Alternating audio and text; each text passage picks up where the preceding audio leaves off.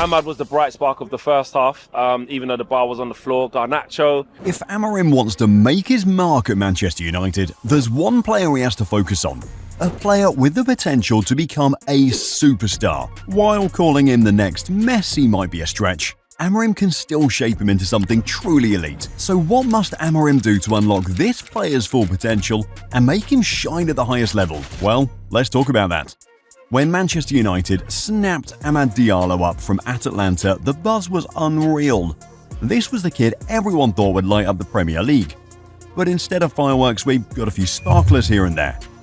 During his time at United, he felt stuck in the waiting room, never quite getting to the main stage. Then came the loan to Sunderland, and oh boy, what a transformation. Diallo tore it up in the Championship. 14 goals, 3 assists, and a whole lot of "did you see that" moments. He was Sunderland's star boy, a nightmare for defenders, and a constant highlight reel. Everyone was ready for his return to the Premier League, but back at United, under Erik ten Hag, it was like the party had already started, and Diallo wasn't on the guest list. The manager didn't seem to favour him, and instead of building on his momentum, Diallo was back to warming the bench. It's frustrating, right? And for a player who plays the way he plays, it was frustrating to see him on the bench. He plays electric, creatively, and with flair. He's an explosive left-footed wide player who loves attacking from the right, but he doesn't just run down the wing and cross. Oh no, he's got an almost surgical style. When Diallo's on the ball, he uses these small, precise touches, like Eden Hazard in his prime. It's not just about dribbling, it's about control. He keeps the ball glued to his feet, skips past challenges like they're not even there, and always seems to have a plan. He's the guy who makes defenders look like they're playing in slow motion. His diagonal runs are his superpower. From the right, he cuts inside, looking to either unleash a left-footed rocket or slip in a clever pass to a teammate. And if he's attacking from the left, he's no less dangerous, using his movement to create chaos and whip in low crosses that defenders hate dealing with. Diallo also has this knack for surprising goalkeepers. When he cuts in from the right, he often shoots toward the near post with power, catching everyone off guard. It's not just his left foot though. His right foot isn't just for standing. He can use it with accuracy and power when he needs to, making him unpredictable. What sets Diallo apart is his positivity. Every time he gets the ball, his first instinct is to attack. If there's pressure from behind, he doesn't panic. He'll take a bigger touch to escape, spin to face his opponent, and then get to work. He uses little feints and shifts in direction to throw defenders off balance before bursting past them with his ridiculous acceleration. And he's not a selfish player either. Diallo loves combining with teammates, especially creative midfielders like Bruno Fernandes. He's all about quick 1-2s, making supporting runs and linking up to unlock defenses. It's the kind of play that makes him a dream to have in any attack. But with all these qualities, the main question is, can he become an elite player under the Amorim 3-4-3 system? Well, the answer is yes, because this is not his first time playing this style, and the last time he played in this style, he scored 13 goals and 15 assists. But to understand how he would operate, well, let's understand Amorim's system and what he wants from his inverted wingers. Amorim typically deploys a back three structure, with the team focusing on playing through the lines. His approach in possession revolves around creating numerical superiority in central areas, using his double pivot and ball-playing centre-backs. As the team progresses up the pitch, the wing-backs provide width, allowing the wide attackers to drift inside and exploit the half spaces. At Sporting, he made use of players like Pedro Gonçalves, Marcus Edwards, and Francisco Trincao, in the past who operated as dual threats. They were tasked with overloading the inside channel. Through their movement, they narrow the defensive block of the opposition, pulling defenders out of position. They're also needed for combining with the midfielders and strikers. They rotate with a centre forward or drop deeper to link up play and keep the opposition guessing. This fluidity means the front three are always in motion, seeking spaces between the lines or drifting wide when the play requires it. The inside forward system under Amorim is tasked with exploiting the half spaces. Amorim's philosophy prioritizes dominating the central and inside channels, where the inside forwards thrive. These players move into positions where they can receive the ball in dangerous areas, often just outside the penalty area. And once in possession, they look to either dribble the defender or combine in tight spaces. And in terms of defenses, he wants them to protect the defense from a central position. by narrowing their press to force the opponent wide and cutting off passing lanes into the central area. They are also instrumental in the press, as when the opposition fullback receives the ball, the inside forward curves their run to press from the inside out, driving play toward the touchline where pressing traps are set. The success of Amorim's system hinges on the intelligence, versatility and creativity of his inside forwards. They're not just goal threats but also playmakers and tactical disruptors. By occupying spaces that blur the lines between wingers and attacking midfielders, they bring unpredictability to Sporting's attack. With someone like Amad Diallo, this role could be a dream fit. His ability to drift inside, combine in tight spaces, and make incisive runs behind the defense mirrors the qualities Amorim seeks in his inside forwards. Diallo's flair and sharp movement could elevate this dynamic tactical system, making him a perfect cog in Amorim's attacking machine. Amad Diallo would be able to replicate what Trincao did for Amorim at Sporting, and even offer more because of his sublime dribbling. Amad is not new to this system, as he played the system in Atalanta, where he had over 25 goal contributions in 46 games. Remember, he was 22 years old then, and from anything we can notice, we can see that he has developed from the Sunderland loan. At Atalanta, Diallo was growing up alongside talents like Dejan Kulusevski, playing in a system designed to squeeze every drop of creativity out of its players. Gasparini's famous 3-4-3 and 3-5-2 formations gave Diallo the chance to play from the right of a front three, or in a more central supporting role.